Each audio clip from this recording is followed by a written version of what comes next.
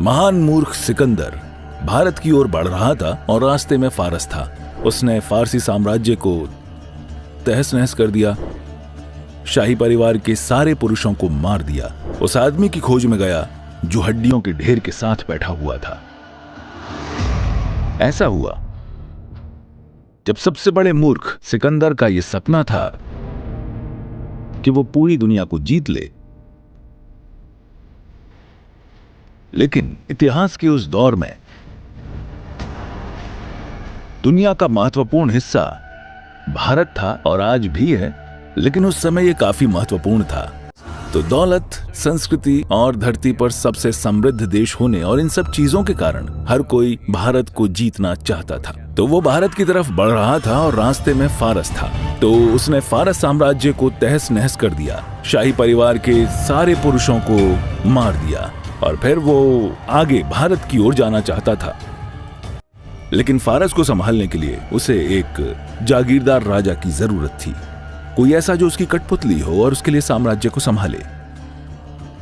उन दिनों आप यूं ही किसी को चुनकर उसे वहां नहीं बैठा सकते थे, उसे शाही परिवार से होना चाहिए, वरना लोग उसे स्वीकार नहीं करेंगे।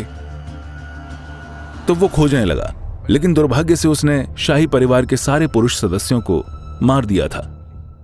तब किसी ने कहा, एक राजकुमार है जो बहुत समय पहले परिवार को छोड़कर चला गया था और वो अपना पूरा समय कब्रिस्तान में बिताता है। फारसी लोगों में ऐसा चलन है कि वे अपने मुर्दों को न तो दफनाते हैं और न ही जलाते हैं। वो बहुत चतुर लोग हैं, आज भी वो बहुत चतुर लोग हैं। मुर्दे पर जलाने की लकड़ी, ईंधन को क्यों बर्बाद करना? जलाने से हवा को क्यों प्रदूषित करना? धरती में गड्ढे खोदने की मेहनत क्यों करना? उसे बस यूं ही चिड़ियों और दूसरे मुर्दा भक्षियों द्वारा मांस खाने के लिए छोड़ दो। फिर सिर्फ हड्डियों को दफना दो, जो आसान है, क्योंकि 100 लोगों के मरने के बाद आपको एक बड़ी खुदाई करनी होगी, वो आसान होगा। मैं बस ये कह रहा हूं कि ये उनका तरीका है, ये उनकी परंपरा है। तो ये युवा राजकुमार घर छोड़कर चला गया। सालों से वो बस कब्रिस्तान में बैठा था, इन हड्डियों को देखता हुआ कुछ एहसास करने की कोशिश कर रहा था।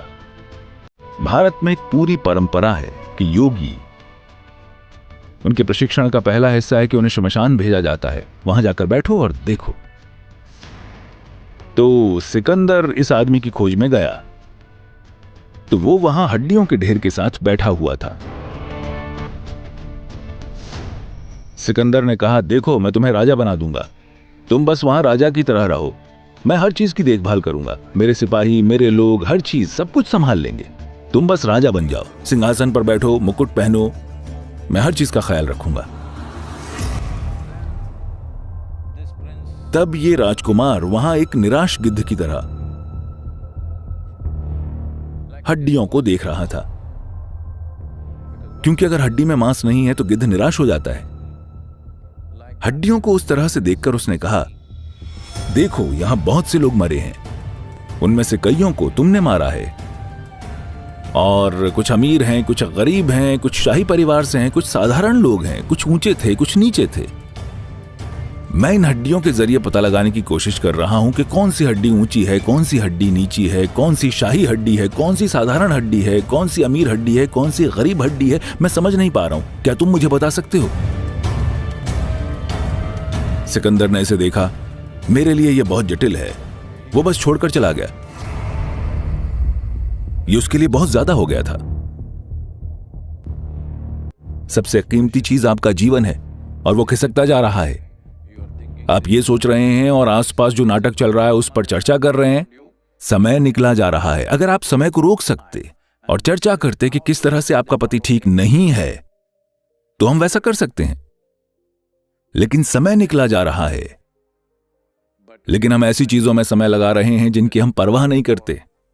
अगर आप जानते कि समय निकला जा रहा है, तो आप उन चीजों में समय नहीं बिताते जिनकी आप परवाह नहीं करते, है ना? तो मैं एक यंत्र बनाने की सोच रहा हूं, हम उस पर फिलहाल काम कर रहे हैं, कि हर दिन ये आपको याद दिलाता रहे, अरे आप 50 साल के हो गए।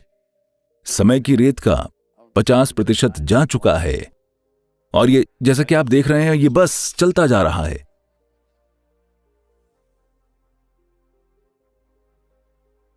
आपने पुरानी रेत घड़ियां देखी हैं, वो आपको बस ये बताती हैं कि 1 घंटा खत्म हो रहा है। हम इसे थोड़ा बड़ा बना सकते हैं ताकि आपको पता चले कि पूरे समय आपका जीवन कैसे खत्म हो रहा है।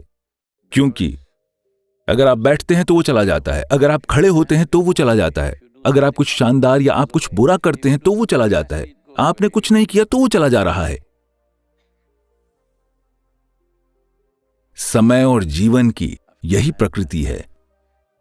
अगर आप समय की प्रक्रिया से ऊपर उठना चाहते हैं तो इसका तरीका है, लेकिन उसके लिए भी आपको एक तरह से विलीन होना पड़ेगा, वरना जब तक आप समय के गुलाम हैं, सबसे अच्छा होगा कि आप इस बारे में जागरूक हों कि समय निकला जा रहा है। इस जीवन में कोई ऐसी चीज करने के लिए समय नहीं है जो आपके लिए सचमुच मायने नहीं रखती हो।